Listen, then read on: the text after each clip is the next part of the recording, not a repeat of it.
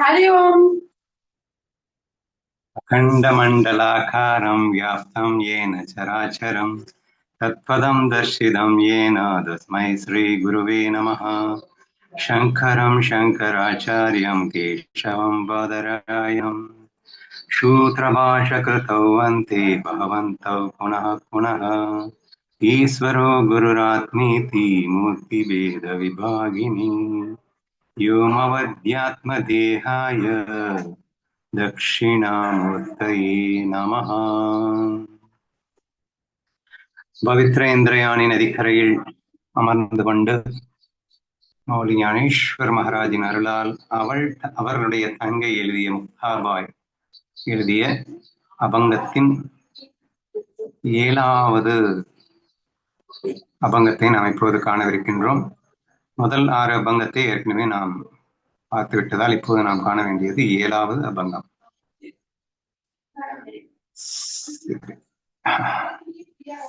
இந்த அபங்கம் என்ன சொல்லி இருக்கிறதுன்றத ஜஸ்ட் ஒரு கிளான்ஸ் பார்த்துட்டு அப்புறம் டீட்டெயிலா பார்க்கலாம்.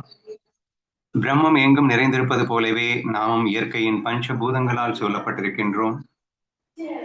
நம் கை தவறுதலாக நம் மீதே பட்டுவிட்டால் நாம் நம் கையின் மீது கோபப்படுவதில்லை. நம் பற்கள் தெரியாமல் நாம் நாவையே கடித்து விட்டால் அதற்காக யாராவது தங்கள் பற்களை தாங்களே உடைத்துக் கொள்வார்களா?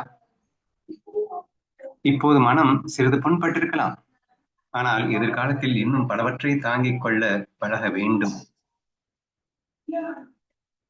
இரும்பு கடலையை உண்பது போன்ற மிக கடினமான சோதனைகளை ஒருவர் எதிர்கொள்ள வேண்டும். அப்போதுதான் பிரம்ம நிலையில் திளைத்திருக்க முடியும். உலகியல் மனதை அடக்கிவிட்டு அதை தூய ஆன்மீக நிலைக்கு உயர்த்துக. ஞானேஸ்வரா, தயவு செய்து கதவை திறங்கள். தாட்டேஜி அபங்கம் என்பது யாராவது நாம் செய்யாத குற்றத்தை அல்லது செய்த குற்றத்தை நம் மேல் பழி சுமத்தும் போது அல்லது குற்றம் சொல்லும் போது அல்லது நம்மளை டிஸ்டர்ப் செய்யும் போது அல்லது நம்மை இன்சல்ட் செய்யும் போது நம்மை அவமானப்படுத்தும் போது இம்மாதிரியான நிகழ்வுகளில் ஒருவன் மனது துன்பப்படுமே ஆனால் அப்போது இந்த தாட்டேஜி அபங்கம் நமக்கு கை கொடுக்கின்றது. அம்மாதிரியான நபர்களுக்கென்று ஸ்பெஷலாக இந்த அபங்கம் உருவாக்கப்பட்டுள்ளது. சரியா?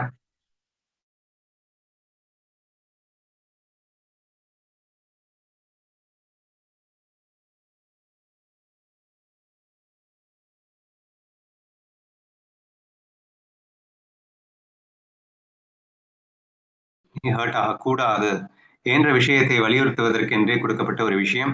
நமக்கெல்லாம் ரொம்ப புதுக்குன்னு ரோஷம் வர்றது இயற்கை. ரொம்ப ஈஸியா ஹர்ட் ஆயிட்டு ஒரு மூலையில உட்காந்து அழுதுட்டு இருக்கிறது அப்படிங்கிறது ரொம்ப ரொம்ப இயற்கை. ஸோ அம்மாதிரியான நபர்களை பார்த்து முக்தாபாய் நமக்காகவே கொடுக்கப்பட்டுள்ள இந்த அபங்கத்தில் 7வது அபங்கம் இப்போது நாம் காண வேண்டும். அதுல ஃபர்ஸ்ட் லைன்ல என்ன சொல்லியிருக்கு? பிரம்ம ஜெய்சே தைஷா பரி அப்படிங்கிறா. அதாவது பிரம்மம், இது எக்ஸாம்பிள். பிரம்மம் எப்படி எங்கும் நிறைந்திருக்கிறதோ அப்படி அப்படின்னு சொல்றதுக்காக பிரம்ம ஜெய்சே தைசா பரி, பிரம்மத்தை போல் அப்படின்னுங்கிறான். என்ன இருக்கு? ஆம்ஹா வெதிலே பூதிசாரி. அதாவது இயற்கையின் பஞ்சபூதங்களால் சூழப்பட்டிருக்கின்றோம். Just as Brahman is everywhere, we are surrounded and formed by the elements of nature அப்படின்னு வந்திருக்கு. சாரின்னா சகடமும் அப்படின்னு எடுத்துக்கணும் இந்த இடத்துல. இதால பஞ்சபூதங்களால் சூழப்பட்டிருக்கின்றோம். எங்கும் பிரம்மமே நிறைந்திருப்பது எப்படியோ அப்படியே நாம்னா இந்த பஞ்சபூதங்களால் நாம் சூழப்பட்டிருக்கின்றோம் அப்படிங்கிறது இந்த ஓவியினுடைய விளக்கம். சரி, இதுல என்ன நாம் புரிஞ்சுக்கணும்? அதாவது ஒரே பிரம்மம் தான் இந்த உலகத்துல எல்லாமா இருக்கிறது. இப்ப எங்கும் இருப்பது எல்லாமா இருப்பது எதுன்னா பிரம்மம் மட்டும்தான். எப்படி பிரம்மம் ஒன்றே ஆனாலும் அது எங்கும் இருக்கிறதோ அப்படி இந்த பஞ்சபூதங்களால் இந்த இயற்கையால் நான் சூழப்பட்டிருக்கின்றேன். இப்ப இன்டைரக்ட்லி அவன் என்ன மீன் பண்ண வர்றா அப்படின்னா முக்தாபாய் சொல்ல விரும்புறது, இங்கே உன்னை தவிர யாரும் இல்லை. எப்படி பிரம்மமே உலகமாக இருக்கின்றதோ அப்படித்தான் இந்த உலகத்தில் நீயே தான் எல்லாமமாக இருக்கின்றாய். இங்க நீயே தான் பிரம்மம். இங்க பிரம்மத்தையே எக்ஸாம்பிளா காட்டணும்ன்றது ஒரு விந்தையிலும் ஒரு வித்தியாசமான எக்ஸாம்பிள் அப்படின்னு சொல்லுவேன். ஏன்னா it is not an example actually. Example அதாவதுங்க ட்ரூத்தை டிஃபைன் பண்றதுக்கு எக்ஸாம்பிள் கொடுத்ததை நீங்க பார்த்திருப்பீங்க. சரியா? இங்க முக்தாபாய் வந்து ட்ரூத்தையே எக்ஸாம்பிளா கொடுக்குறா பாருங்களேன். அதாவது ஒரு யானையை வந்து புரிய வைக்கணும்னா இந்த தூண் மாதிரி அந்த கால்கள் இருக்கும் யானையினுடைய கால்கள் அப்படின்னு சொல்லிட்டு தூண் மாதிரி யானையினுடைய கால்கள் இருக்கும் அப்படின்னு சொல்லும்போது யானையை நிரூபிக்கணும் அப்படின்னா யானைக்கு சமமாக இருக்கக்கூடிய மற்றொரு விஷயத்தை தான் எக்ஸாம்பிளா காட்டி யானையை புரிய வைக்கணும். சரியா? ஆனா இங்க பிரம்மம் உலகம் அப்ப ரெண்டு விஷயங்கள் இருக்கிற மாதிரி இருக்கு. பிரம்மமே தான் உலகமா இருக்கு. சரியா? இவ என்ன அழகா புரிய வைக்கிறான்னா எப்படி பிரம்மமே உலகமாக இருக்கிறதோ ட்ரூத்தே சொல்லிட்டா. ட்ரூத்தே எக்ஸாம்பிளா சொல்றா. என்ன ஒரு ஆச்சரியமான டெபினிஷன் பாருங்க. இருக்குது ஒண்ணு மட்டும் தானே. இப்ப யானை வந்து தூண் மாதிரி இருக்கும் அப்படின்னு சொல்றதுக்கு தூண் இருக்கு. பிரம்மம் இப்படி இருக்குதுன்னு சொல்றதுக்கு இன்னொன்னு இருந்தா தானே. எக்ஸாக்ட்லி கண்டுபிடிச்சிட்டேன். ஸோ அதனாலதான் வந்து அவர் அந்த மாதிரி எழுதியிருக்காரு. சரியா? ஏன்னா யானை வேற தூண் வேறன்னு இருக்கும்போது தூணு மாதிரி யானை இருக்குன்னு சொல்லலாம் ஐயா. ஆனா இங்க இருக்கிறதே பிரம்மம் மட்டும்தான் இருக்கும்போது ஆனா பிரம்மத்தையே எக்ஸாம்பிளா காட்டினா ஒன்னும் காட்டதான் முடியும், வேற வழி இல்லை இல்லையா? என்ன அழகா சொல்லியிருக்காருன்னா ஜஸ்ட் பிரம்மன் இஸ் எவ்ரிவேர். எப்படி பிரம்மம் எங்கும் இருக்கிறதோ அப்படி நான் இந்த உலகத்தால் சொல்லப்பட்டிருக்கிறேன் அப்படின்னு சொல்லியிருக்கான். சரி, அப்படின்னா பிரம்மம் எங்கும் இருப்பது போல் நான் உலகத்தால் சொல்லப்பட்டிருக்கேன் என்ன அர்த்தம்? பிரம்மமே பிரம்மம் சத்தியம் ஜெகத் மித்யா எல்லாருக்கும் தெரியும். பிரம்மமே ஜெகமாக இருக்கின்றது, ஜீவனாக இருக்கின்றான் அப்படிங்கிறதும் நமக்கு தெரியுமா இல்லையா? அப்ப இந்த ரகசியத்தான் இங்க சொல்ல வர்றார். We are surrounded and formed by the elements of nature அப்படின்னாலோ நாம் இயற்கையின் பஞ்சபூதங்களால் சூழப்பட்டிருக்கோம் அப்படின்னாலோ அதுக்கு அர்த்தம் என்ன அப்படின்னா எப்படி பிரம்மமே எங்கும் நிறைந்திருக்கிறதோ அப்படி நானே அல்லது நீயே இந்த பஞ்சபூதங்களால் சூழப்பட்டிருக்கிறாயின்னு அர்த்தம். இப்ப நம்ம என்ன பொதுவா சொல்றோம்? உனது மனம் என்னும் மாயா சக்தியை கொண்டு நீயே உலகமாக விரிந்தாயின்னு சொல்லுவோமா இல்லையா? அப்போ நீயே உனது மாயா சக்தியை கொண்டு உலகமாக விரிந்திருக்கின்ற. இப்போ உலகமாக விரிந்திருக்கின்ற அத்தனையிலும் யார் இருக்கிறார்னா நீயே தான் இருக்கிறாய். அப்ப இந்த இடத்துல நீயே பஞ்சபூதங்களால் சூழப்பட்டிருக்கிறாய் அப்படின்னு சொல்லும் போது பஞ்சபூதங்களாக நீயே இருந்து கொண்டு அந்த பஞ்சபூதங்களால் சூழப்பட்டிருக்க கொண்டிருக்கிறாய்னு சேர்ந்து புரிஞ்சுக்கணும். ஏன்னா அந்த எக்ஸாம்பிள் அப்படித்தானே காட்டுது. பிரம்மம் எங்கும் நிறைந்திருப்பது போல, ஏன்னா பிரம்மம் தவிர வேற எதுவுமே இல்லை, பிரம்மம் மட்டும்தான் இருக்கு, அதுதான் எல்லாமா இருக்கு, எப்படியா இருக்கு. ஸோ அந்த டெஃபினிஷன்ஸ் நமக்கு ஏற்கனவே தெரியும்ன்றதுனால எப்படி பிரம்மமே எங்கும் நிறைந்திருப்பது போல இந்த உலகமும் பிரம்மம் தானே சிம்பிளா ஒரு வரியில சொல்லிருக்கலாம். சரியா? பிரம்மமே எங்கும் நிறைந்திருப்பது எப்படி நிறைந்திருக்க முடியும்? பிரம்மம் உலக தோற்றமாக மாறும்போது அதுவே எல்லாமாக இருந்திருக்க முடியும் இல்லையா? இல்லைன்னா எப்படி பிரம்மம் எங்கும் நிறைந்ததாக மாற முடியும்? எங்கும் நிறைவதற்கு அங்க வேற ஏதாவது இருக்கா எக்ஸ்ட்ராவா? ஸ்பேஸ்ல நிறையுது, ஸ்பேஸ்வே அதுதானே. ஸ்பேஸா இருப்பதுவே அதுவா இருக்கும்போது அப்போ இருப்பது ஒன்று மட்டுமே, அது பிரம்மம் மட்டுமே, அதுவே தான் எல்லாமாக இருக்கிறது. எப்படி இந்த பிரம்ம ரகசியத்தை பற்றி நீ கேள்விப்படும் போது பிரம்மமே எல்லாமா இருக்கிறதுன்னு நீ ஃபீல் பண்றியோ இந்த உலகத்துல நீதான் அந்த பிரம்மம் மட்டும் இந்த உலகமா இருக்கிறது நீதான்னு ஃபீல் பண்ணுங்க. சிம்பிளா என்ன சொல்ல வரான்னா நீ தியரியில கேள்விப்பட்டிருப்ப பிரம்மம் ஒன்றுதான் இருக்கிறது, அதுவே தான் எல்லாமாக மாயையாக விரிந்ததுன்னு கேள்விப்பட்டிருப்பிய? ஆமா கேள்விப்பட்டிருக்கேன். அந்த பிரம்மம் நீதான். நீயேதான் இந்த பஞ்சபூதங்களாகிய இயற்கையால் உலகத்தால் சூழப்பட்டிருக்கின்றாய். எப்படி அதுவே எல்லாமாய் விரிந்திருக்கிறதோ அப்படி நீயே தான் இங்கே பஞ்சபூதங்களாக விரிந்து உலகமாக விரிந்திருக்கின்றாய். சோ எக்ஸ்ட்ரீம் அந்த பிரம்ம ரகசியத்தை அவ ஸ்ட்ரெயிட்டாவே போட்டு உடைச்சிருக்கா. நம்ம ஏற்கனவே திரும்ப திரும்ப சொல்லிட்டு இருக்கோம், ஒருத்தன் ஹர்ட் ஆகிறதுக்கு ஒரு ரீசன் என்ன அப்படின்னு சொன்னா அவன் வந்து ஈகோல இருந்தா மட்டும்தான். நான் வேற, நான் பெரிய ஆளு, நீ யாரு அப்படின்னு நினைக்கும் போது, டுவாலிட்டி இருக்கும் போது மட்டும்தான் நமக்கு ஹர்ட் ஆகும். யாராவது நம்மளை திட்டும் போது நமக்கு வலிக்கும். இது நம்ம வந்து திரும்ப திரும்ப ஏற்கனவே பல தடவை சொல்லியாச்சு. சரியா? ஆனா அப்ப தீர்வு தான் என்னையா அப்படின்னு கேட்டா தீர்வு நீ தான் இங்க இருக்க, உன்னை தவிர யாரும் இல்லைன்னு புரிஞ்சுக்கிறது. டுவாலிட்டியை உடைச்சு தள்ளிட்டு அத்வைதத்துக்குள்ள நுழையிறது. அப்ப நான் பிரம்மம் என்று உணர்வதோடு அந்த மொமெண்ட்லயே இந்த உலகமாக விரிந்திருப்பதும் நானே என்று சேர்ந்து புரிஞ்சுக்கிறது. சத்திய பிரம்மமும் நானே, மித்திய ஜெகத்தும் நானே என்று புரிந்து கொள்வது. சரியா? சோ இதுதான் highlight of the higher knowledge. அப்போ அதை ஸ்ட்ரெயிட்டாவே இந்த ஸ்லோகத்துல, பொதுவா மற்ற ஸ்லோகங்கள்ல அடுத்தடுத்த ஓவிகள்ல தான் ஹையர் நாலேஜை இன்க்ளூட் பண்ணுவோம். இங்க எடுத்த எடுப்புலயே ஹையர் நாலேஜ பிரேக் பண்ணியாச்சு. சரியா? பிரம்ம ரகசியத்தை உடைச்சு தள்ளியாச்சு. இங்க இருக்கிறது பிரம்மம் மட்டும்தான் அப்படின்னு தெரியும் உனக்கு. அதுவே தான் எல்லாமே இருக்கும்னு உனக்கு தெரியும்ல. அதை நீ ஃபீல் பண்ண, அதை எக்ஸ்பீரியன்ஸ் பண்ண. எப்படி அப்படின்னா அந்த பிரம்மம் நானே, நானே இந்த உலகமாக விரிந்திருக்கிறேன்னு ஃபீல் பண்ண. If you feel like that automatically அங்க இருக்கிறது நீ மட்டும்தான் ஆனதுக்கு அப்புறம் உன்னை யாரு ஹர்ட் பண்ண முடியும்? உன்னை நீயே ஹர்ட் பண்ணிக்கிட்டாதான் உண்டு. அதுவும் மாயையில தான் முடியும், உண்மையில முடியாது. ஏன்னா இந்த எல்லா ரகசியங்களையும் இந்த ஒரே வரியில் அவள் உடைத்து காட்டியிருக்கின்றார். சரியா? ஈஸி டு அண்டர்ஸ்டாண்ட் தானே? ஏன்னா நம்ம மொத்த ஹையர் நாலேஜையும் நம்ம மறுபடியும் டிஸ்கஸ் பண்ணணும்னு அவசியம் இல்லை. அது எல்லாருக்குமே தெரிஞ்ச விஷயம்தான். இருப்பது ஒன்றே, அது பிரம்மம் மட்டுமே. ஆனால் அதுவே ஒரு பண்ணுக்காக, ஒரு கேமுக்காக, விளையாட்டிற்காக தன்னையே பலவாறாக உருவாக்கி கொண்டு ஒரு இந்த மனம் என்னும் மாயையின் துணை கொண்டு, எண்ணங்களின் துணை கொண்டு எப்படி ஒரு மனிதன் கற்பனை உலகத்தில் அவனே தன்னை ஒரு கற்பனை வேர்ல்டுக்குள்ள ஒரு உலகமாகவே விரித்து கொண்டு தன்னில் தான் சுகப்படுகிறானோ, அப்படி இந்த பிரம்மம் என்பது ஒன்றே ஒன்றுதான். அது மனதின் சகாயத்தை கொண்டு, எண்ணங்களின் சகாயத்தை கொண்டு இங்கே ஒரு உலகமாக உருமாறி இருக்கின்றது. அந்த உலக தோற்றத்திலே ஈஸ்வரன், ஜீவன் என்று எல்லாமே அந்த பிரம்மம் மட்டுமே தான். அந்த விளையாட்டிலே ஜீவனுக்கு முழு சுதந்திரம் கொடுக்கப்பட்டும் அதே வேளையிலே முழுமையான ஈஸ்வர கட்டுப்பாட்டில் அது இருப்பது போன்ற ஒரு பாவனை, அந்த எண்ணம், அந்த மாயை அனைத்தும் பிரம்மமே தான்.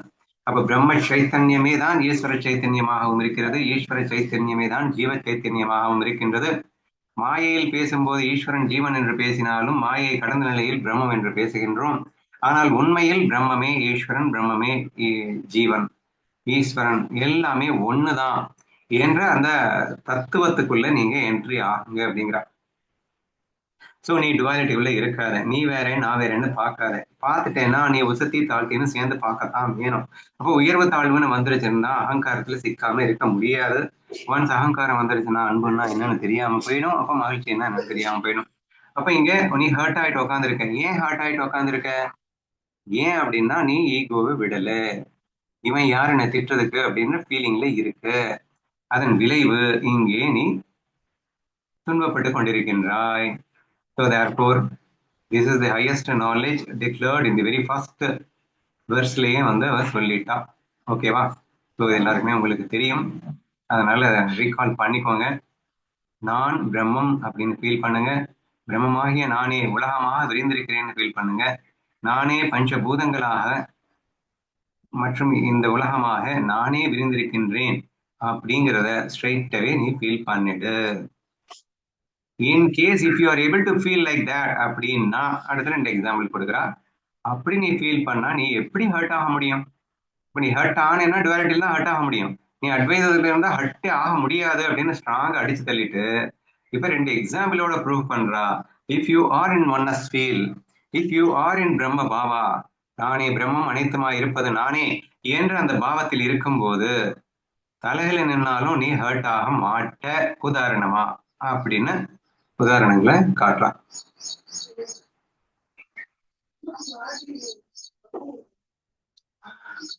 हाथ आपला आपण लागे, याचा खरं नये राग. ஓரளவு நல்லாவே புரியுது. லாகே அப்படின்னா அடிபடுதல். ஹாத்னா கை.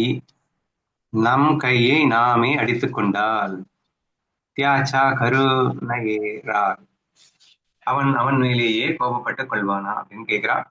If our own hand accidentally strikes our own body, we do not get angry at the hand. நம் கையே நம்மை தவறுதலாக அடித்து விட்டது என்று வைத்துக் கொள்ளுங்கள். அப்போது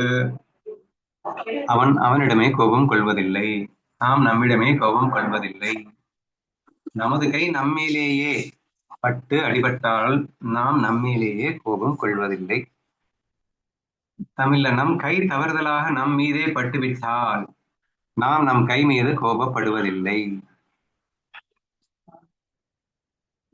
இதை நான் இதுக்கு மேல என்ன எக்ஸ்பிளைன் பண்றதுன்னு எனக்கு தெரியல. ஏதாவது எக்ஸ்பீரியன்ஸ் ஆயிருக்கீங்களா? நடந்து போகும்போது நம் காலை இடறி வெட்டி கீழே விழுந்திருக்கீங்களா? நான் நிறைய தடவை விழுந்திருக்கேன் இல்லையா? எனக்கு ஒரு ஃப்ரெண்டு இருக்கா கௌரின்னு. அவ விழலைன்னா தான் அதிசயம். சரியா? யாரும் தட்டி விட மாட்டாங்க அவளை. அவ காலே அவளை தட்டி விட்டு விழுவா. விழுந்துட்டு அழகா சிரிப்பா. அதுதான் ரொம்ப ஹைலைட். சரியா? ஸோ தேர்ஃபோர் ஏன்னா யார் மேல கோவப்படுறதுக்குங்க? எங்க என் காலை தட்டி நானே கீழே விழுந்தா என் கால் மேல கோவப்பட முடியுமா? கோவப்படுவேனா? நோ சான்ஸ் இல்லையா? ஸோ அந்த மாதிரி நம் கை தவறுதலாக நம் கை மீது என்ற எக்ஸாம்பிள் அவங்க கொடுத்துருக்காங்க. சரியா? அந்த மாதிரி எக்ஸ்பீரியன்ஸ் உங்களுக்கு இருந்தா ஆனா சொல்லுங்க. So it's normally happens. இல்ல நம்ம கை நம்ம மேல படுற எக்ஸ்பீரியன்ஸ் உங்களுக்கு இருக்கோ இல்லையோ, நீங்க நடந்து போகும்போது சுவற்றுலையோ அல்லது கதவுலையோ இல்ல மேல நிலையிலையோ முட்டினதை பார்த்துருக்கீங்களா? அது இந்த எக்ஸ்பீரியன்ஸ் எல்லாருக்குமே இருக்கும்ல. உங்க கையே உங்களை அடிக்கிறது அப்படிங்கறது வேணா இல்லாம போகலாம். ஆனா நீயே நிலையில முட்டுறது, சைட்ல கதவுல இடிச்சுக்கிறது, சுகத்துல இடிச்சுக்கிறது, ஸோ ஆக்சிடென்டலி அப்படின்னு கொடுத்துருக்காங்க. அண்ணா இப்போ கத்தி வச்சு ஏதோ கட் பண்ணிட்டு இருக்கோம், நம்ம கையே வந்து நம்மளே நறுக்கிக்கிறோம், அது கூட எடுத்துக்கலாம்ல. அப்ப கோவப்படுறது இல்ல. ஒரு கையால இன்னொரு கையில கேரட்டோ ஏதோ வச்சிருக்கோம், அது கட் பண்ணிட்டு இருக்கும் போது இந்த கையே அந்த கைய வெட்டுது அப்படின்னா கோவப்படுறது இல்ல. எல்லாருக்குமே அனுபவமான ஒரு எக்ஸாம்பிள் தான் இது. சரியா? எல்லாருமே கிச்சன்ல அனுபவப்பட்ட ஒரு எக்ஸாம்பிள். கண்டிப்பா நம்ம வந்து அது அருவாமனையில நீங்க நறுக்கினாலும் சரி இல்ல கத்தியை வச்சு நறுக்கினாலும் சரி, அட்லீஸ்ட் ஒன்ஸாவது நம்ம இந்த எக்ஸ்பீரியன்ஸ் ஆயிருப்போம். கண்டிப்பா நம்ம கையே நம்ம அறுத்துட்டு இருப்போம். சரியா? அந்த நேரத்துல கண்டிப்பா நம்ம யாரு மேல கோவப்படுறது? ஸோ ஐயோ அப்படின்னு சொல்லிட்டு அறுத்து என்ன பண்ணணுமோ அதை பண்ணுவீங்க. ஓகேவா? But you will not head angry. கோபம் வராது அப்படிங்கிறது ஒரு எக்ஸாம்பிளா நீங்க புரிஞ்சுக்கோங்க. ஸோ அந்த மாதிரி நிறைய எக்ஸாம்பிள் நம்ம காட்டலாம். லைக் நான் சொல்லிட்டு இருந்தேன் இல்லையா, அதுவும் நிலையில முட்டிக்கிறது, இல்ல முள்ளு குத்திடுச்சு அப்படின்றதுனால முள்ளு மேல நினைக்காம நம்ம கோவப்பட்டிருக்கோம். இன்ஃபேக்ட் அது ரெண்டாவே இருக்கு. ஆனாலும் நாமளே செஞ்சோம் அப்படிங்கிறதுனால நம்ம கோவப்படுறது இல்லை. ஸோ இந்த மாதிரி நீங்க நிறைய எக்ஸாம்பிள்ஸ் உங்க லைஃப்ல அனுபவிச்சிருப்பீங்க. அப்பெல்லாம் ஏன் கோபம் வரல அப்படிங்கறதான் கேள்வி. இல்ல ஒரு சின்ன குழந்தை தாயை பார்த்து பயங்கரமா அடிக்குது, ஆனா அவளுக்கு கோபமே வரமாட்டேங்குது. ஏன் கோபம் வரல? ஏன்னா அவ தன்னை விட்டு வேறாக பார்க்கலங்க. இந்த கை அடிச்சது அப்படின்னா ரெண்டும் ஒண்ணுதானே. ஒன்னஸ்வீல் இருக்கும் போது இங்கே உண்மையில் கோபம் வருவோமா அப்படின்னு கேட்டா வராது. அப்போ இந்த எக்ஸாம்பிள் எதுக்காக சொல்லியிருக்கா அப்படின்னா, இந்த உலகம் முழுக்க நீதான். இப்ப இந்த எக்ஸாம்பிள வச்சுக்கிட்டு நான் என் கை அடிச்சா நான் வந்து கோவம் வராதுங்க. அடுத்த எக்ஸாம்பிள்ல என் பல்லு கடிச்சுக்கிட்டா கோவம் வராதுங்க. இன்னொருத்தன் வந்து என்ன அடிச்சான்னா எனக்கு கோபம் வருங்க அப்படின்னு நம்ம பேசிட்டு இருக்கோம் இல்லையா? அப்படியே லூசு. நான் என்ன ஃபர்ஸ்ட் மூவில ப்ரூவ் பண்ணேன், இங்கே பிரம்மத்தை தவிர எதுவும் இல்லை, பிரம்மே தான் உலகமா இருக்குன்னு சொல்லும் போது அந்த மாதிரி நீயே தான் பிரம்மம், அந்த நீயே தான் இங்க உலகமா விரிஞ்சிருக்கேன்னு சேர்ந்து புரிஞ்சுக்கோன்னு சொன்னேனா இல்லையா? ஞானத்துக்கு பக்கமே போயிடாத. ஞான கண் கொண்டு பாரடா இந்த உலகமே நீதான் எனில் நீ கோபப்பட முடியுமா? எப்படி உன் கை மேல் கோபப்பட முடியாதோ, எப்படி உன் பல்லே உன் நாக்கின் மேல் கோபப்பட முடியாதோ, நாக்கே பல்லின் மேல் கோபப்பட முடியாதோ, அப்படி இந்த உலகத்தில யார் மேலேயும் நீ கோபப்பட முடியாது. ஏன்னா இந்த உலகமா இருக்கிறதே நீதானே. இப்போ தெரியாதமா நமக்கு ஆக்சிடென்டலா இந்த மாதிரி படும்போது நம்ம இந்த டுவாலிட்டியில இருக்கும் போது, இன்னொருத்தன் நான் வேற நீ வேற அப்படின்னு நினைக்கும் போது, அந்த வெறுப்பின் காரணமாக, அகங்காரத்தின் காரணமாக நமக்கு வலிக்கிறது. ஆனா அதே அடிதான் படுது, ஆனா நமக்கு கோபம் வரல. நல்லா கவனிங்க. வலி கண்டிப்பா ஒரு பகை உணர்ச்சியோட ஒருத்தன் வந்து உங்களை அடிக்கிறான். எந்த வலி எடுத்ததோ அதே வலிதான் உன்னுடைய க்ளோஸ் ஃப்ரெண்ட் அடிக்கும் போதும் எடுக்கும். அவுட் ஆஃப் லவ்ல. அல்ல நான் சின்ன குழந்தை எக்ஸாம்பிள் வச்சுக்கோங்க, அதுதான் ப்ராக்டிக்கலா உங்களுக்கு புரியும். அவரு தாயை பார்த்து அந்த அறியா பருவத்திலே ஓங்கி ஓங்கி அடிக்கிறான். அந்த தாய்க்கு வலிக்குதுன்னே வச்சுக்கோ, ஆனா குழந்தை மேல கோபம் வருமா? ஏன்னா அந்த குழந்தையை தன்னை விட்டு அவள் வேறாக பார்க்கவில்லைன்றது தானே ரீசனு. நல்லா யோசிச்சு பாருங்க. நீ வேறன்னு பாத்துட்டீங்கன்னா, இன்ஃபேக்ட் ஒரு சிலரை பார்த்திருக்கேன், லூசுத்தனமா இருக்கும். அதுவே குழந்தை, அந்த குழந்தை அடிச்சா என்ன செய்யும்? ஆனா தன் குழந்தை அடிச்சா வாங்கிக்கிற அதே தாய் அடுத்த வீட்டு குழந்தை அடிக்கும் போது தாங்கிக்க மாட்டேங்கிறா. It's very simple indication that how duality works and how Advaita oneness feel works அப்படிங்கிறது புரியுதா? ஸோ த சேம் எஃபெக்ட், வலி வேதனை என்னமோ ஒன்னா தான் இருக்கு. ஆனா ஒன்னஸ் ஃபீல் இருக்கும்போது அது கோபமா மாறல. ஆனா லைக்ஸ் அண்ட் டிஸ்லைக்ஸ்ல இருக்கும்போது, ஈகோல இருக்கும்போது அது கோபமாக மாறுகிறது, துன்பத்தை தருகிறது அப்படின்னு புரிஞ்சுக்கணும். இது இன்பத்தை தருகிறது, அது துன்பத்தை தருகிறது அப்படின்னும் நீங்க சேர்ந்து புரிஞ்சுக்க ட்ரை பண்ணுங்க. ஓகேவா? சேம் எக்ஸாம்பிள் தான் அதுவும். ஸோ அதையும் படிச்சிடுறேன். ஜிப் அப்படின்னா, ஜீப் அப்படின்னா நாக்கு, ஜீப் தந்த் அப்படின்னா பல்லு, ஜீப் தந்தானி சாவ்லி கோனே அண்ணா பத்தி பாடீலி ஜீப பாடி தாத்தாலி தாத்தனே சாரி நீ இருக்கோ ஜீப தாத்தானி சாவிலி. ஜீபதாத்தானி சாவிலின்னு தான் இதுல இருக்கு. ஆக்சுவலா நான் மராட்டியில ஜீப்னு சொல்லுவோம், நாங்க நாக்க தந்த்னு சொல்லுவோம் பல்ல. அதை வந்து கவிதையை எழுதும்போது இப்படிதான் படிக்கணும் போல. ஜீபதாந்தானி சாவிலி, அதாவது நாக்கை பல் கடித்து விட்டால் அப்படிங்கிற மாதிரி. சாவிலி அப்படின்னா சுவைத்து விட்டால், கடித்து விட்டால்னு வச்சுக்கோங்க. கோனே பந்தீசி பாடிலி, பத்திசி பத்தீசி பாடிலி. பாடிலி அப்படின்னா உடைச்சு தள்ளுறது, அடிக்கிறது, அந்த மாதிரி வச்சுக்கோங்க. சரி, if a tongue is bitten by one's own teeth, does anyone knock out their own set of teeth in anger? அவன் தன் பல்லை உடைத்துக் கொள்வானா? நம் பற்கள் தெரியாமல் நம் நாவையே கடித்து விட்டால் அதற்காக யாராவது தங்களை தாங்களே உடைத்துக் கொள்வார்களா அப்படின்னு கேட்டிருக்கா. ஸோ முதல் ஓவியில அந்த பிரம்ம ரகசியத்தை டிக்ளேர் பண்ணிட்டு, ஒன்ஸ் நீ அந்த ரகசியத்தை புரிஞ்சுக்கிட்டது உண்மை அப்படின்னா, நீ இந்த உலகத்தை எப்படி ஃபீல் பண்ணுவேன்னா, எவனாவது ஒன்னு அடிச்சா உன் கையே ஒன்னு அடிக்கிற மாதிரி, உன் பல்லு உன்னை நாக்க கடிச்சா எப்படி ஃபீல் பண்ணுவியோ அப்படித்தான் வேற எவனோ வந்து உன்னை அடிச்சா கூட ஃபீல் பண்ணுவ.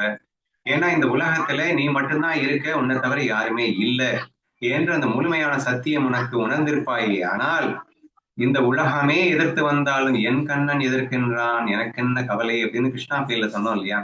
அப்ப நானே தானடா பண்ணுக்காக, சும்மா நாச்சுக்கும் நானே என் கூட விளையாட்டுக்காக தானடா என்னை அடிச்சுக்கிறேன் என்ற அந்த உணர்வு உங்களுக்குள் வரும்போது, எப்படி உங்க பல்லு உங்க நாக்க கடிச்சா கொஞ்சம் கூட உங்க மேல கோபம் வராதோ, அப்படி யார் மேலேயும் கோபம் வராதே.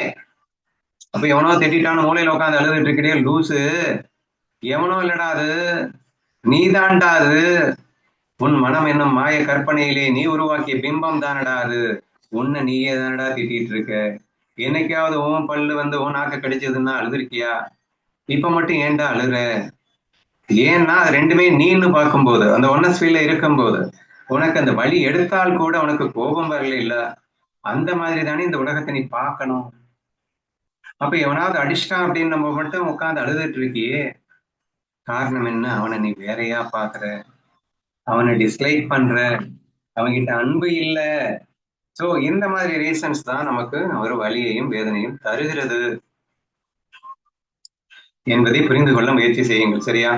ஸோ அல்டிமேட்லி அந்த பிரம்ம ரகசியத்தை கூறிவிட்டு அந்த 2 எக்ஸாம்பிள் மூலியமா முக்தாபாய் கூற வருகிறது என்னன்னா, பிராக்டிஸ் லைக் திஸ் அப்படிங்கிறா.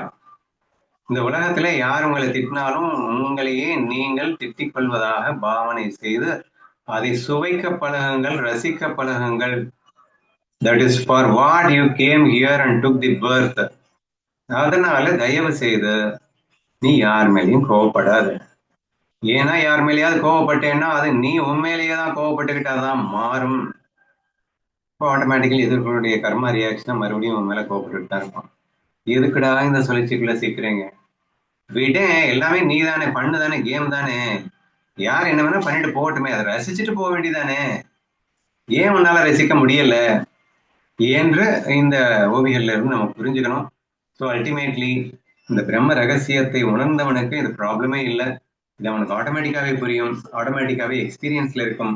But those who are still not experience இல்லையா, அவங்களுக்கு இந்த எக்ஸ்பிளனேஷன் கொடுக்கப்பட்டதாக நீங்கள் பார்க்குமாறு கேட்டுக்கொள்கிறேன். ஓகேவா? ஓகேண்ணா.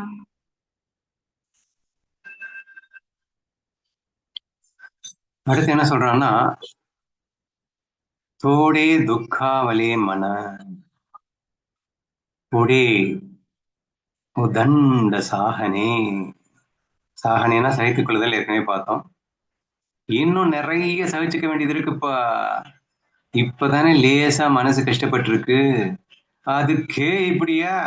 இன்னும் நிறைய இருக்குப்பா பாக்கி, இதுக்கே இப்படின்னா அப்படின்ற மாதிரி ஒரு கேள்வியை கேட்கிறா முக்தாபாய். சரியா? The mind may be slightly hurt now, but one must learn to endure much more in the future.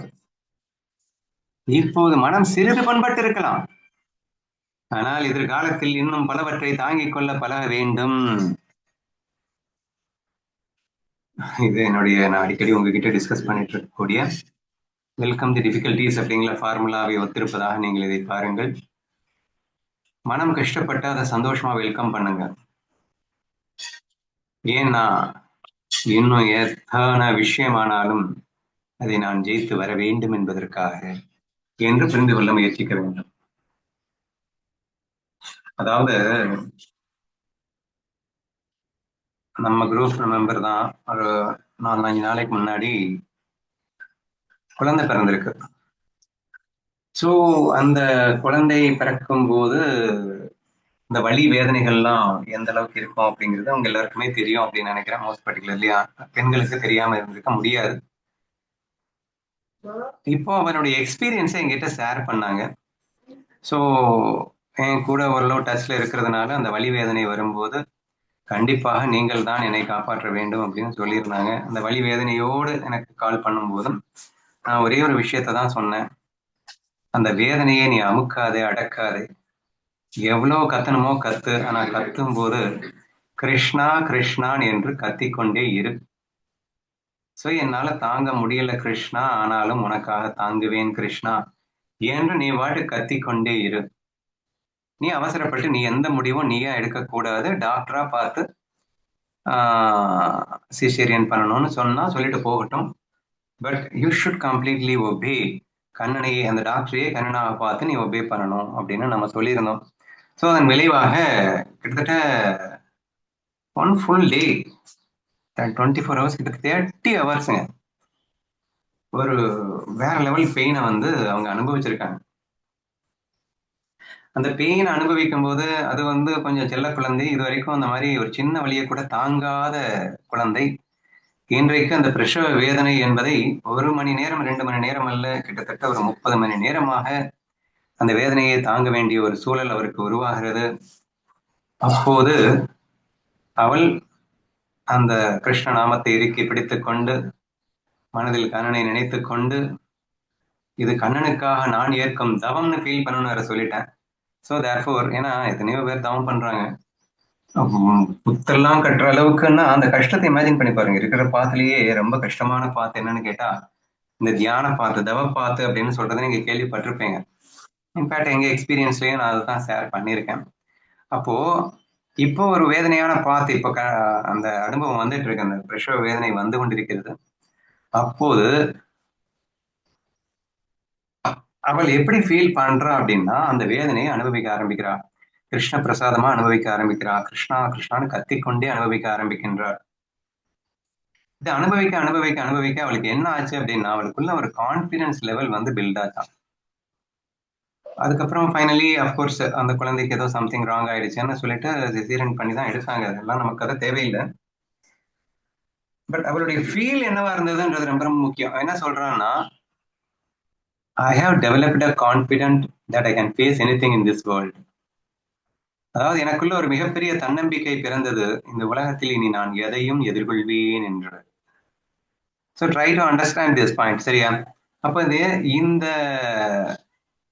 ஏன் அது முதல்ல அவளுக்கு தோணல, அந்த பிரசவ வேதனைக்கு பின்பு அது எப்படி வந்தது அப்படின்னா இட்ஸ் வெரி சிம்பிள் ஃபார்முலா. நீ இவ்வளோண்டு வலிக்கே நீ வேதனைப்பட்டுக்கிட்டு இருக்கியடா, நாளைக்கு எவ்வளவு பெரிய வலியை தாங்கணும் என்று இங்கே முக்தாபாய் கேட்கிறா. அப்ப இன்டைரக்ட்லி என்ன சொல்ல வரன்னா, நீ எந்த அளவுக்கு அதிகமா வலியை தாங்க பழகுறியோ அந்த அளவுக்கு நீ வாழ்க்கையில சந்தோஷமா இருப்ப அப்படிங்கிறதுக்கு அர்த்தம் அது. சரியா? ஒண்ணுமில்லாத விஷயத்துக்கு ஆகும்னு கத்திட்டு இருக்க, இன்னும் போக போக தெரியும்டா இன்னும் எவ்வளவு தூரம் போகணும்னு, அதுக்குள்ள என்ன அவசரம் என்று அவள் சொல்லுவதற்கு காரணம் என்னன்னா, we should welcome these kind of pains ன்னு அர்த்தம். துன்பங்களை வரவேற்க பழகுங்கள். இன்னும் அதீத துன்பமாயினும் சரி, எக்ஸ்ட்ரீம் பெயின் ஆயினும் சரி, லெட் மீ வெல்கம் இட். அதை நான் சந்தோஷமாக வரவேற்பேன், அதை அனுபவிக்க முயற்சி செய்வேன். சந்தோஷமா அனுபவிக்கிறதுக்கு வேணா முயற்சி பண்ணிக்கோங்க, ஆனா வெல்கம் பண்றதுல வந்து உங்களுடைய அந்த மைண்ட் வந்து எப்பயுமே இருக்கணும். ஏன்னா அதுதான் அந்த கான்பிடன்ஸ் பில்ட் பண்ணும். அப்ப அதுக்கு முன்னாடி வரைக்கும் வீக் மைண்டடா இருக்கும்போது, ஒரு சின்ன வலியை கூட தாங்க முடியாம இருக்கும்போது, ஒரு நிதர்சனமான ஒரு பயம் என்பது மனதிலே தங்கிவிடும். நல்லா புரிஞ்சுப்பாங்க, என்ன வந்து ஆயிடுச்சுன்னா அப்படின்னு. இப்ப இந்த பிரசவ வேதனையில இதுக்கு மேல ஆறதுக்கு என்னடா இருக்கு, என்ன வேணா நடக்கட்டும்டா, அந்த ஃபீல் வருதா இல்லையா? Let I can face anything in my life because I have suffered an extreme. ஒரு எக்ஸ்ட்ரீம் பெயினையே நான் தாங்கி விட்டேன், இனி என்ன பெருசா வேதனை வந்துட போகுது. So just feel it. அந்த கான்ஃபிடன்ஸ் என்னன்னு உங்களுக்கு புரியுதா? ஸோ இந்த அபங்கத்தோட அதை ஏன் லிங்க் பண்றேன்னு ஓரளவுக்கு உங்களுக்கு புரிஞ்சிருக்கும்னு நினைக்கிறேன். மனம் சிறிது கட்டுப்பட்டுலாம். இப்ப வந்து யாராவது ஒண்ணு திட்டாங்க அப்படின்னு மூலையில உட்காந்து அழுதுட்டு இருக்கேடா தூசு பையிலே, இது ஒரு கஷ்டமா? இது கொஞ்சோண்டு கஷ்டம். இந்த கஷ்டத்துக்கேவா நீ இப்படி உட்காந்து அழுதுட்டு இருப்ப? இன்னும் இதை விட 100 மடங்கு கஷ்டங்கள் வந்தாலும் அதையும் சந்தோஷமாக தாங்கணும். அதை விட்டுட்டு இவ்வளோண்டு விஷயத்துக்கு உட்காந்து அழுதுட்டு இருக்க என்று நேரடியாகவே முக்தாபாய் நம்மை பார்த்து கேள்வி கேட்கிறாள், அல்லது நம்மை திட்டுகிறாள், அதை சாடுகிறாள்னு நீங்க ஃபீல் பண்ணுங்க அப்படிங்கிறாங்க. You just try to feel the love of Muktabai towards us. எந்த அளவிற்கு நம்ம மேல் அன்பும் கருணையும் இருந்திருந்தால் இப்படியெல்லாம் அவள் பேசுவாள் என்பதையும் சேர்ந்து யோசிச்சு பார்க்கணும். எப்படி மௌலனுடைய லவ்ல நம்ம இமோஸ் ஆகிறோமோ அந்த மாதிரி முக்தாபாயினுடைய அபங்களையும் அவ்வளவு லவ் இருக்கிறத நம்மளால பார்க்க முடியுது. அவ சொல்ல வர விஷயம் இந்த ஓவில, யாராவது திட்டுறாங்க அப்படின்றதுனால உனக்கு வந்த வேதனைங்கிறது மிக மிக சொற்பமானது, ரொம்ப கம்மி. இன்னும் இதை விட 100 மடங்கு கஷ்டங்கள் வந்தாலும் அதையும் சந்தோஷமா எடுத்துக்கணும்ன்ற மைண்ட் செட் தான் நீ வளர்த்துக்கமே தவிர உட்காந்து இதுக்கே உட்காந்து அழுதுட்டு இருக்க. Every difficulty is an opportunity to grow அப்படின்னு ஒரு ஆங்கிலத்துல ஒரு வாசகம் இருக்கு. ஒவ்வொரு துன்பமும் தன்னை மேம்படுத்திக் கொள்வதற்கு அது உதவிகரமாக இருக்கின்றன. அப்ப அது எப்படி நெகட்டிவ்னு சொல்லுவேன்? Every failure is a stepping stones towards a success அப்படின்னு சொல்லுவாங்க. அப்போ ஒரு துன்பமோ ஒரு தோல்வியோ உன்னை மேல் நோக்கி அழைத்து செல்லுகிறது என்றால் அதை துன்பம் என்று சொல்வானே. சோ இந்த இடத்துல அவன் மெயினா சுட்டி காட்ட விரும்புறது என்னன்னா, யாராவது என்ன திட்டான்னு நீ உட்காந்து அழுதுட்டு இருந்தேன்னா உண்மையில அது என்ன பொறுத்த வரைக்கும் வெரி வெரி வெரி சின்ன பெயின். ஏன்னா அடிக்கும் போது வலி ஜாஸ்தியில இருக்குது, திட்டுறதுக்கே இப்படியா, இன்னும் என்னென்னலாம் நடக்க இருக்கோ. என்னடா நீ இந்த மாயைன்னு புரிந்து கொண்டு நீதான் அது என்று புரிந்து கொண்டு அனுபவிக்க பிறந்தவனா நீ? மாயையிலே சிக்கி போயிட்டு உட்காந்து அழுகிறதுக்கும் பயத்துக்கும் ஆளாகி கொண்டிருக்கிறாயே என்று தோன்றுமா தோணாதா கடவுளுக்கு? கடைசியில லூசு பயிலாட்டம் இருக்கானே அவருக்கு தோணும் இல்லைங்க. அதனால இது ரொம்ப ரொம்ப முக்கியமான பாயிண்டா நீங்க யூஸ் பண்ணிக்கோங்க. லைஃப்ல கஷ்டங்கள் தான் நம்மை மேம்படுத்துகின்றன. எத்தனை துயரங்கள் வந்தாலும் அதை நாம் தாங்கிக் கொண்டால் மட்டும்தான் அன்பை நாம் வளர்க்க முடியும். தாங்கி கொள்ளலைன்னா அடுத்த செகண்டு அதான் வெளியில கக்க ஆரம்பிச்சிடுவோம், கொட்ட ஆரம்பிச்சிடுவோம், அடுத்தவனை வேதனை பதின ஆரம்பிச்சிடும், அடுத்தவன் மேல அன்பு காட்ட முடியவே முடியாது. When you don't love yourself, you can't love anyone in this world. அப்போ உன்னை நீ நேசிக்கணும். எத்தனை துன்பங்கள் வந்தாலும் நீ சந்தோஷமாக வாழ்ந்தால் நீ உன்னை நேசிக்கின்றாய் என்ற அர்த்தம். துன்பம் வரும்போது நீ அழுது புலம்பி விட்டால் நீ உன்னை நேசிக்கவில்லை என்ற அர்த்தம். When you don't love yourself, how could you love everyone else in this world?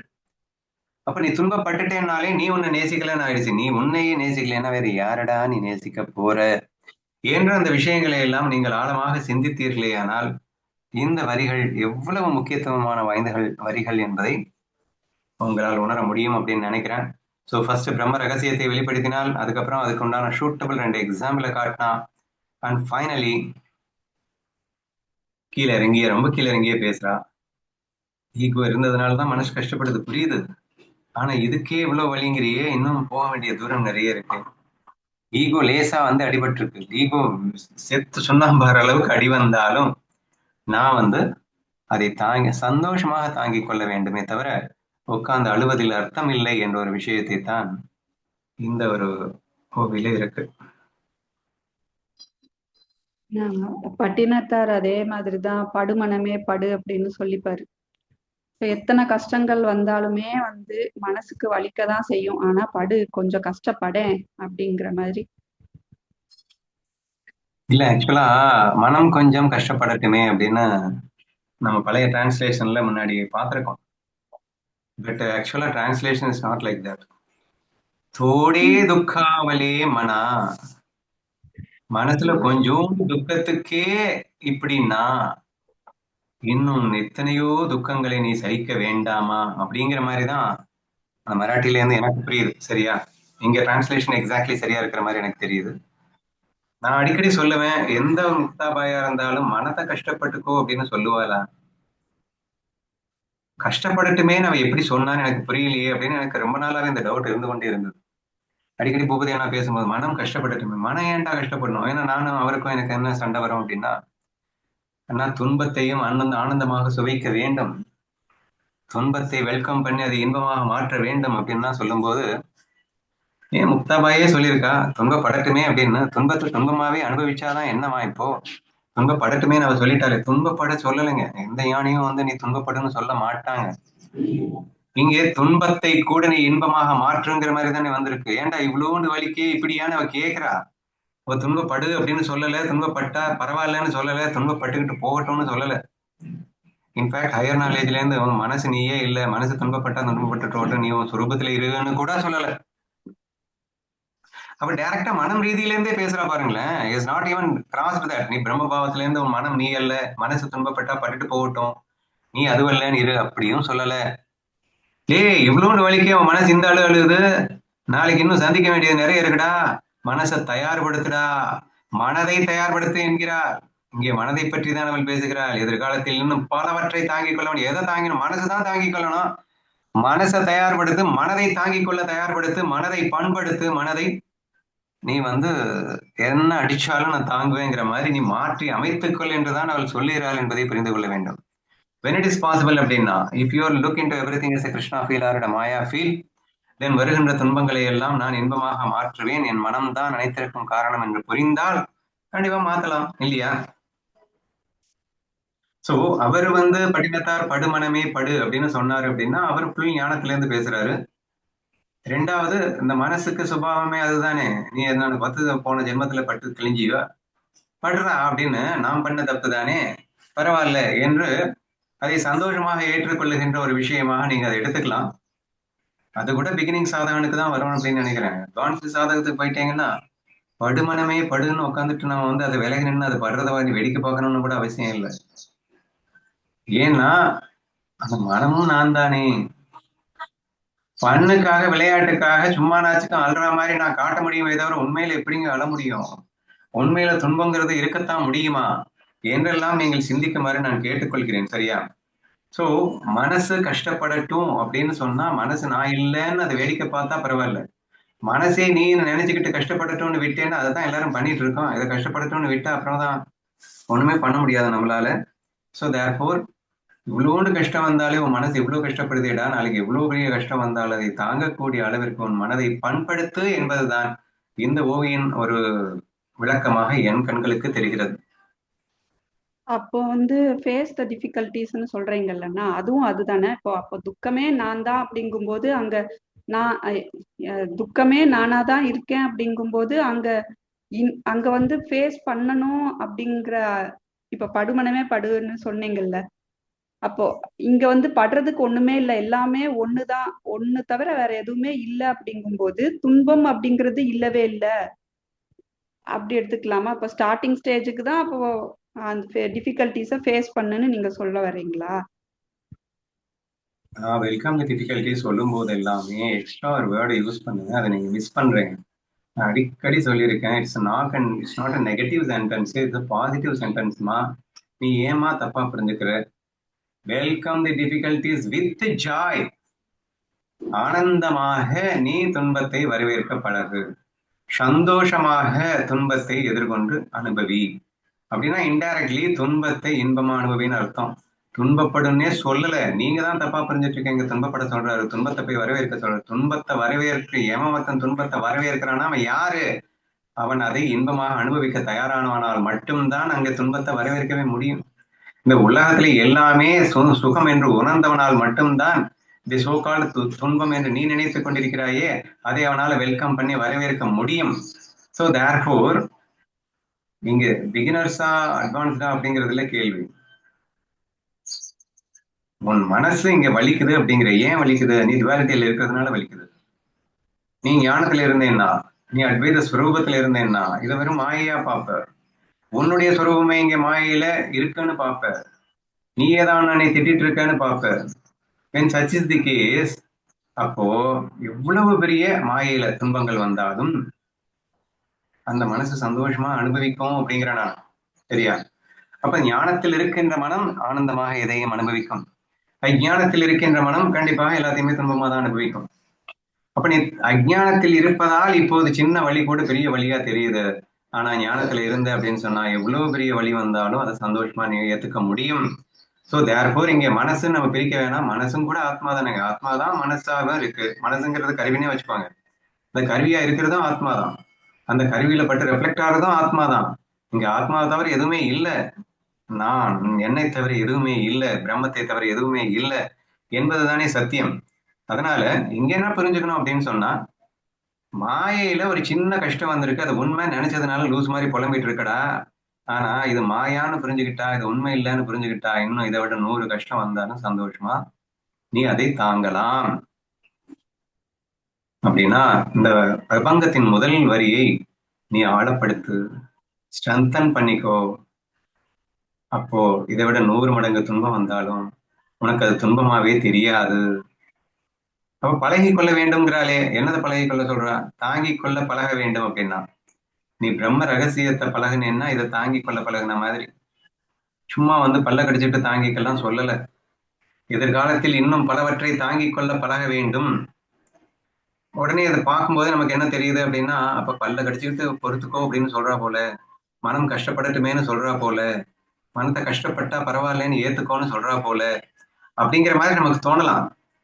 ஆனா வெரி ஃபர்ஸ்ட் அப்பங்கள ஹையஸ்ட் நாலேஜ் டிக்ளேர் பண்ணிட்டு இது எப்படி சொல்ல முடியும்னு எனக்கு தோணல. நாலேஜே டிஸ்கஸ் பண்ணாம எடுத்தவொடனே சொன்னதுனா கூட சரி, பிகினர்ஸ்க்கு சொல்றா போல, அட்வான்ஸ்டு பர்சன்ஸ்க்கு இப்படி சொல்ல மாட்டா போலன்னு நினைக்கலாம். அட்வான்ஸ்டு டெக்னாலஜியை முதல்ல கொடுத்துட்டு, ஃபர்ஸ்ட் ஓவியில ஹையஸ்ட் நாலேஜை கொடுத்துட்டு, 3வது ஓவியில 4வது ஓவியில இங்க மனம் இவ்வளோண்டு தானே கஷ்டப்பட்டு இருக்கு, இன்னும் இவ்வளவு வேணா கஷ்டப்படுறதுக்கு தயாரா இருக்கு அப்படின்னு சொல்றான்னா, பழகிக்கோ அப்படின்னு சொல்றான்னா, அந்த முதல் வரியில கொடுத்த ஞானத்துல ஸ்ட்ரென்த் ஆயிருன்னு அர்த்தம், வேற ஒண்ணும் இல்லை. அப்போ அப்படி இருந்தா மட்டும்தான் நீ எவ்வளவு பெரிய துன்பம் வந்தாலும் அதை ஈஸியா டேக் ஈஸியா போயிட்டே இருப்ப அப்படின்னு எக்ஸ்ட்ராவா எனக்கு புரியுது. உங்களுக்கு வேற ஏதாவது புரிஞ்சதுன்னா சொல்லுங்க. அண்ணா, இப்ப நமக்கு பாடியில பெயின் இருக்கு அப்படின்னு வச்சுக்கோங்க. நான் நீ பெயின் அப்படின்னு சொல்லும் போது டாக்டர் என்ன சொல்றாங்கன்னா, நீ ஸ்ட்ரென்த் ட்ரைனிங் பண்ணுங்க அப்படின்னு சொல்றாரு. பேக் பெயின் இருந்தா ஸ்ட்ரென்த் ட்ரைனிங் பண்ணுங்க அப்படின்னு. ஸோ ஸ்ட்ரென்த் ட்ரைனிங் அப்படிங்கிறது it's like welcome the difficulties தானா. ஏன்னா ஸ்ட்ரென்த் ட்ரைனிங் பண்ணும்போது இப்ப நார்மலா நான் என்னோட பாடியில இருக்கிற இந்த 20 ஒரு இப்போ ஒரு ஸ்ட்ரெஸ் ஒரு 60 kgs நான் போடுறேன்னா அந்த 60 kgsே என்னால இதை ஏத்துக்க முடியல. பட் ஸ்ட்ரென்த் ட்ரைனிங்ல இதுக்கு மேல ஒரு 2 கிலோ 3 கிலோ 5 கிலோ 10 கிலோ வச்சு இதை ஸ்ட்ரென்த் பண்ண சொல்றாங்க.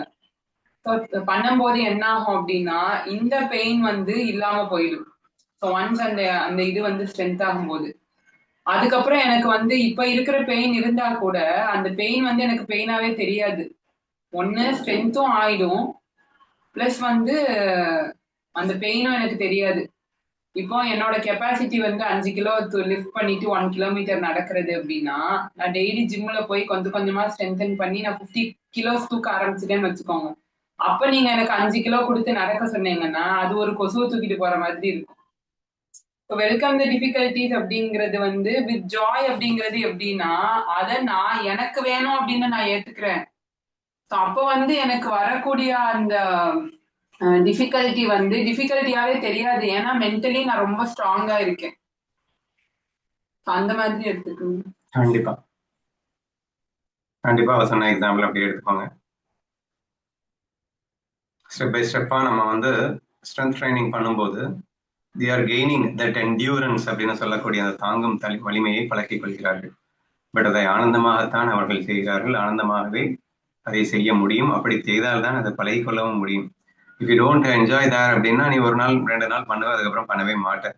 ஸோ ஆனந்தமாக எதிர்கொள்ளும் போது மட்டும்தான் மனம் பண்படுகிறது என்பதையும் சேர்ந்து புரிந்து கொள்ளுங்கள். இது எக்ஸ்ட்ரா துக்கத்தை எடுத்துக்கிற மாதிரில இருக்கு. ஆல்ரெடி இருக்கக்கூடிய கொஞ்சம் துக்கப்படட்டுமே அப்படிங்கிற மாதிரி எக்ஸ்ட்ரா துக்கத்தை நம்மளே அந்த ஸ்ட்ரென்தன் பண்றதோ ஏதோ ஒண்ணு அந்த ஜிம்முக்கு போறது அப்படிங்கிறது ஆல்ரெடி பெயின் இருக்கு, எக்ஸ்ட்ரா பெயினையும் சேர்த்து எடுத்துக்கோ அப்படிங்கிற மாதிரி இருக்கு. எக்ஸ்ட்ரா பெயினை பிளஸரா எடுத்துக்கோன்னு சொல்ற மாதிரி இருக்குன்னு எனக்கு அது கேட்குது. எக்ஸ்ட்ரா பெயின் எடுத்துக்கோன்னு மொட்டையா சொல்ற மாதிரி கேட்கல. இன்னும் நிறைய வெயிட்டை தாங்கணும்டா, அதுக்கு முதல்ல ப்ரிப்பேர் ஆயிக்கோ அப்படின்னா எக்ஸ்ட்ரா பெயின் எடுத்து எக்ஸ்ட்ரா பெயின்லயும் நீ வந்து சந்தோஷமா வெல்கம் பண்ண ஆரம்பிச்சிட்ட அப்படின்னா நாளைக்கு நீ கஷ்டப்படாம இருப்பன்னு சொல்ற மாதிரி எனக்கு புரியுது. Okay okay. क्षणे घावे लोखंडाचे मग ब्रह्मपदी नाचे. சிறிது நம்ம அடிக்கடி பேசின ஒரு விஷயம்தான். அதுக்கு எக்ஸாம்பிள் போன ஓவிக்கு இது எக்ஸாம்பிள். சரியா? ஃபர்ஸ்ட் பிரம்ம ரகசியத்தை சொன்னதுக்கு ஒரு 2 எக்ஸாம்பிள் சொன்னாங்க. அடுத்து இப்போ ஒரு ஓவி சொன்னாங்க இல்லையா, நீ வந்து வெல்கம் தி டிஃபிகல்டிஸ் ஒரு எக்ஸாம்பிள் கொடுத்தாங்க இல்லையா, அதுக்கு ஒரு எக்ஸாம்பிள் தான் இந்த ஓவில. One must be prepared to chew grams of iron, face extremely difficult challenges. Only then can one dance in the state of Brahman. இது வந்து அப்படியே அப்பட்டமாக இங்கிலீஷ்லயே அப்படிதான் டிரான்ஸ்லேட் பண்ணிருக்கேன் பாருங்க. இரும்பு கடலையை மெல்லுண்டு தின்னுன்னா என்ன அர்த்தம்? Face extreme difficult challenges. துன்பங்களை எக்ஸ்ட்ரீம், நான் சாதாரணமா சொல்லிட்டு இருக்கேன். அவ என்ன எக்ஸ்ட்ரீம் துன்பங்களை, கஷ்டங்களை, சவால்களை வரவேற்க பழகு அப்படிங்கிற மாதிரி சொல்றான். எவன் ஒருத்தன் இதுக்கு ப்ரிப்பேர் பண்றானோ அவன் ஒருத்தன் தான் dance in the state of Brahman. Only then can one dance in the state of Brahman. பிரம்மானந்தத்தை பசிக்க முடியும். இரும்பு கடலையை உண்பது போன்ற மிக கடினமான சோதனைகளை ஒருவர் எதிர்கொள்ள வேண்டும். அப்போதுதான் பிரம்ம நிலையில் திளைக்க முடியும் அப்படின்னு ஸ்ட்ரெயிட்டாவே டிக்ளரே பண்ணிட்டா. இப்ப என்ன செய்ய போறீங்க? இரும்பு கடலைங்கிறது எங்கேயாவது கிடைக்குமா? அது இரும்பு கடலை யாராவது கொடுத்தா அப்ப கடிச்சு பாத்துக்கிறீங்க அப்படின்னு சொல்ல போறீங்களா? இட் வாட் இன்டைரக்ட்லி மீன்ஸ், சோதனைகளை ஒருவர் எதிர்கொள்ள வேண்டும்னா என்ன அர்த்தம்? வாட் யூ மீன் பை சோதனைகளை எதிர்கொள்ள வேண்டும்? டெஸ்ட்டுங்க. சோதனைனா நீ முதல்லயே டெஸ்ட் எடுத்துட்டு ப்ரிப்பேரா இரு. இந்த 10th எக்ஸாம் எல்லாம் பாத்தீங்கன்னா first revision test, second revision test, third revision test, ஆவேலிக்குள்ளே எல்லா எக்ஸாமையும் முடிஞ்சு எல்லா சப்ஜெக்ட்ஸையும் முடிச்சிருவானுங்க. அப்புறம் first revision, second revision, third revision. எதுக்கு எல்லாம் டெஸ்ட் எல்லாம் எதுக்குன்னா எக்ஸாம்ல நாளைக்கு தூள் கிளப்பணும்னா நீ முதல்லயே டெஸ்ட் எடுத்துக்கணும், ப்ரிப்பேர்டா இருக்கணும். அப்ப அதைத்தான் இங்க சொல்லிட்டு இருக்கா. சோதனைகளே அவள் எதிர்கொள்ள வேண்டும். முதல்லயே நீ ப்ரிப்பேர்டா இருக்கணும்னா you have to face this kind of test. எந்த மாதிரி டெஸ்ட்? இரும்பு கடலையே அப்படின்னா அவ்வளோ துன்பங்கள். இதுக்கு மேல வந்து இந்த எக்ஸாம்பிள் இருந்து இதுக்கு மேல ஒரு துன்பம்னு ஒண்ணு இருக்கவே முடியாது. அவ்வளவு பெரிய துன்பங்கள் கூட அத டெஸ்டா நினைச்சுக்கிட்டு நீ ஃபேஸ் பண்ணிட்டே இருக்கணும். அப்படி நீ ஃபேஸ் பண்ண தெரிஞ்சா பிரம்மானந்தத்தை சுவைக்க முடியும். சிம்பிளி என்ன சொல்றான்னா, பிரம்மானந்தமே இந்த உலகத்தில் பட்டு பிரதிபலிக்கின்றது. இரும்பு கடலையை சாப்பிடும்போது உனக்கு சந்தோஷம் வரணும்னா கூட இந்த பிரம்மானந்தமே தான் இந்த சந்தோஷமா வெளிப்படணும். இந்த உலகத்துல மாயையில உண்மையில சந்தோஷமே கிடையாது. எல்லாமே நீ எப்படி வெளிப்படுத்துறையோ அப்படித்தான் இருக்கு. நீ லூசுத்தனமா வந்து இரும்பு கடலையை சாப்பிட்டா எனக்கு கஷ்டம் அப்படின்னு போட்டு வச்சதுனால அது கஷ்டமா இருக்கு.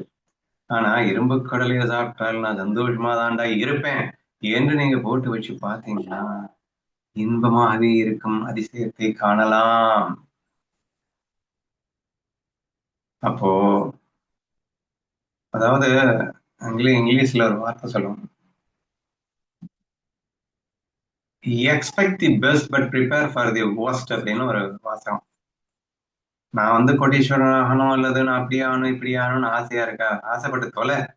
ஆனா ப்ரிப்பேர் ஃபார் தி worst அப்படின்னா என்ன அர்த்தம் அப்படின்னா, நீ கோடீஸ்வரன் ஆகணும்னு ஆசைப்படலாம், ஆனா நாளைக்கு பிச்சைக்காரனா கூட ஆகலாம். நீ எதிர்பார்த்ததெல்லாம் நடக்கும் அப்படிங்கிறதுக்கு எந்த கேரண்டியும் கிடையாது. பட் இன் கேஸ் நீ பிச்சைக்காரன் ஆயிட்டேன்னா அதை நான் சந்தோஷமா எதிர்கொள்றதுக்கு முதலையே தயார்படுத்திக் கொள். சரி, இன்டைரக்ட்லி மீன்ஸ் தட் நீ என்ன வேணா எதிர்பார்த்துக்க போன கோடீஸ்வரன் கூட எதிர்பார்த்துக்கோ. But at the same time நடக்கிறது எதுவானாலும் அதை சந்தோஷமாக எடுத்துக்கணும். அதுதான் உனக்கு நிரந்தர தீர்வை தரும். பயம்ன்ற சுவடே இல்லாம போயிடும் இல்லையா? பிகாஸ் என்ன நடந்தாலும் எனக்கு சந்தோஷம் அப்படிங்கிற ஒரு ஃபீலிங்க்கு நீ வந்துட்ட அப்படிங்கிறப்போ கண்டிப்பாக நாம கவலைப்பட வேண்டிய அவசியமே இல்லை.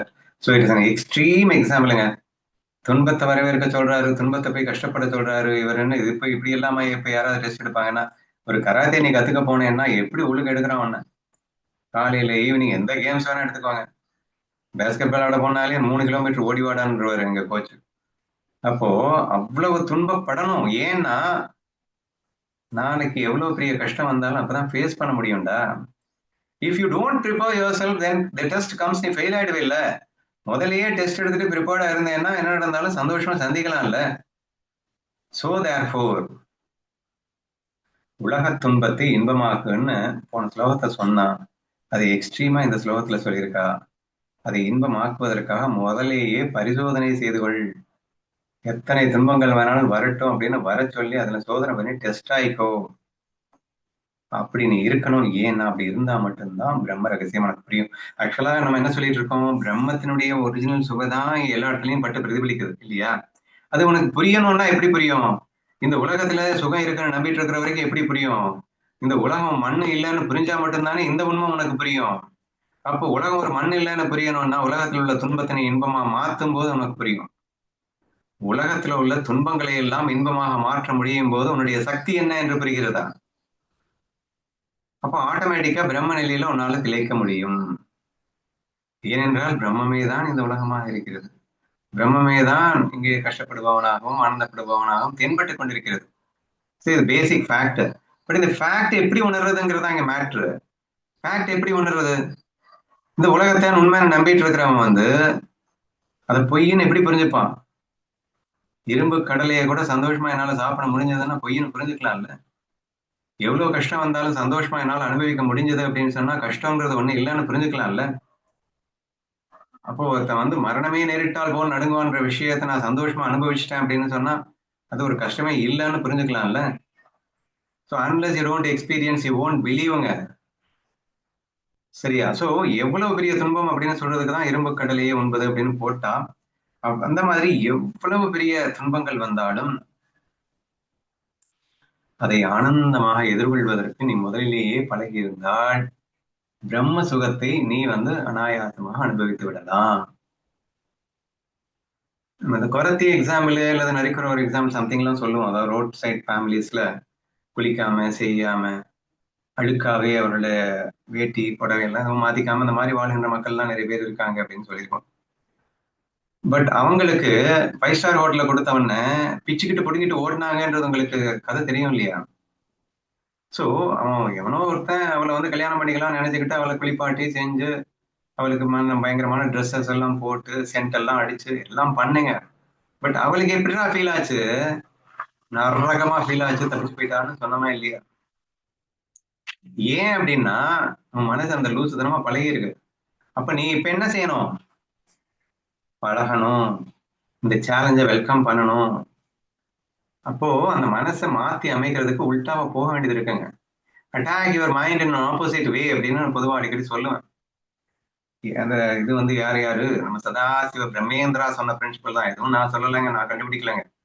அவர் என்ன சொன்னாரு? எதை உன் மனம் அதிகமாக விரும்புகிறதோ அதை செய்யாதே, எதை உன் மனம் வெறுக்கிறதோ அதையே செய்து கொண்டிரு அப்படின்னு சிம்பிளா முடிச்சிட்டாரு பாருங்க. மனசை அடிச்சு துவைச்சுக்கிறதுக்கு வேற என்னங்க ஒரு சூப்பரான உபாயம்? நீ அது போன வழியில போயிட்டு இந்த உலகத்தை உண்மையான நம்பிட்டு இருந்தா உருப்படவே மாட்டார். பட் இப்படி நீ பழகிக்கொள். பிரம்ம நிலையில் நீ திளைக்க முடியும். எப்போதுன்னா எவ்வளவு பெரிய துன்பமானாலும் என்னால் இன்பமாக சுவைக்க முடியும்னு நீ சொல்லும் போது இன்டைரக்ட்லி இது மாயான்னு நீ அப்ப புரிஞ்சுக்கிறேன்னு அர்த்தம்.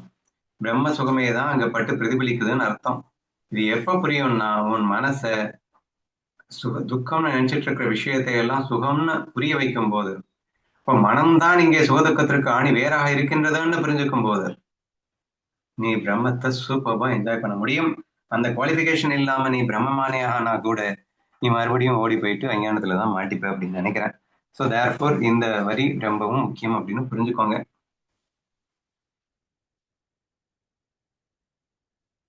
आणि ஃபைனலா மன மாருணி உன்மன கரா தாட்டிவடா ஞானேஸ்வரா. Subdue the worldly mind and rise into the state of pure consciousness. Oh, Dhyaneshwar, please open the door. உலகியல் மனதை அடக்கி அதை தூய ஆன்மீக நிலைக்கு உயர்த்துங்கள். ஓ Srikanth, open the door of your heart. தயவு செய்து உன் இருதய கதவினை திறந்துவிடு. எல்லாமே ஒவ்வொரு ஓவியம் ஒவ்வொரு ஓவியோட தொடர்புடைய ஒரு ஓவியங்களாகத்தான் இருக்கின்றன. Subdue the worldly mind. போன ஸ்லோகத்திலேயே சொல்லிட்டான், அந்த வேர்ல்ட்லி மைண்டை எப்படி அடிச்சு துவைச்சு அதை வந்து புனிதமான மைண்டா மாத்தணும் அப்படின்னு போன ஸ்லோகத்துல தான் சொல்லிட்டான். அப்ப இந்த ஸ்லோகத்துல அழகா நிறைவு செய்கிறாள். நான் சொன்ன மாதிரி உன் மைண்ட, அதாவது உன்னுடைய உலக மைண்ட் அப்படின்னா ஆன்மீக mind, sorry likes and dislikes உள்ள மைண்ட் அப்படி வச்சுக்கோங்க. விருப்பு வெறுப்புகளுடன் கூடிய மனதை அடிச்சு துவைச்சு, அடிச்சு எப்படி துவைக்கிறது அதான் சொன்னேனே, அதுக்கு அதெல்லாம் பிடிக்காதோ அதை பண்ண, அதுக்கெல்லாம் பிடிக்குமோ அதை கையிலேயே காட்டாத, கண்ணிலேயே காட்டாத, அதை பண்ணா போன செத்து சுண்ணாம்பாயிடுவான்ல அவன்.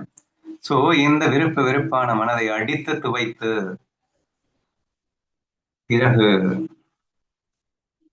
அந்த மனசை தூய ஆன்மீக நிலைக்கு உயர்த்துவது. ஸோ பியூரிஃபை பண்ணிட்டு 100% லவ் ஆல் அல்லது ஒன்னஸ் ஃபீல் அப்படிங்கிற அந்த ஃபீலுக்குள்ள என்ட்ரி பண்ண வை அந்த மனசை. ஈகோவை துவம்சம் பண்ணிட்டு அந்த மனசுக்குள்ள இருக்கிற ஈகோவை இப்படி பண்ணிட்டு நீங்க பண்ணீங்கன்னா உங்களுடைய இருதய கதவு திறக்கும். ஏன்னா நீங்களே பிரம்மம் தானே, நீங்களே ஆனந்த சுரபி தானே. அது கதவை திறக்கணும்னா நீங்க இதெல்லாம் பண்ணணும், இல்லைன்னா திறக்க முடியாது நம்ம கதவை அப்படின்னு சேர்ந்து புரிஞ்சுக்கோங்க. ஸோ அல்டிமேட்லி அதை சொல்ல வர விஷயம் என்னன்னா, பிரம்ம ரகசியத்தை முதல்ல புரிஞ்சுக்கோ, ஒன்னஸ் ஃபீல்ல இரு. என்ன நடந்தாலும் நீதான்னு பார்த்தீங்கன்னா உனக்கு அஃபெக்ட் ஆகிறதுக்கு சான்ஸே இல்லை. பட் இப்படிப்பட்ட ஒரு அற்புத நிலையை பெறுவதற்கு என்ன செய்யணும்னா, நீ டிஃபிகல்டிஸை வெல்கம் பண்ணி தான் ஆகணும். எந்த அளவிற்குன்னா, இரும்பு கடலையே மென்று தின்றாலும் அளவிற்கு நீ வந்து மெச்சூரிட்டி ஆனாதான் நீ அந்த பிரம்ம ரகசியத்தை ஆனந்தமா ரசிக்க முடியும். ஆதலால் உனது உலகியல் மனதை அடித்து துவைத்து அதை ஆன்மீக மனமாக மாற்றி நீ இந்த ஹிருதயம் என்னும் கதவை திறவாய் அப்படின்னு சொல்லி இந்த அபங்கத்தை முக்தாபாய் நிறைவு செய்கிறார். ஸோ கண்டிப்பா நம்ம எல்லாருமே அதை ஃபாலோ பண்ணுவோம். So ultimately with support of higher knowledge it's very easy. Higher knowledge சப்போர்ட்டே இல்லாம பண்றதுன்னா கொஞ்சம் கஷ்டமா இருக்கலாம். ஹையர் நாலேஜோட சப்போர்ட் வந்ததுக்கு அப்புறம் இந்த மனசு என்னத்தை நம்மளை விட்டு திமிரி போயிட போகுது. I'm the boss of the மைண்ட்னு ஆயிடுச்சு. அப்ப இத்தனை நாளா நான் லூஸ் பண்ணி ப்ரோக்ராம் பண்ணி வச்சிருக்கலாம், இப்ப மாற்றுவோம் ப்ரோக்ராம, நம்ம இஷ்டத்துக்கு வாழ்வோம் என்று சந்தோஷமாக ஆனந்தமாக பிரம்மானந்தத்தில் வாழ்வோம் என்று சொல்லி இந்த அபங்கத்தை நிறைவு செய்கிறேன்.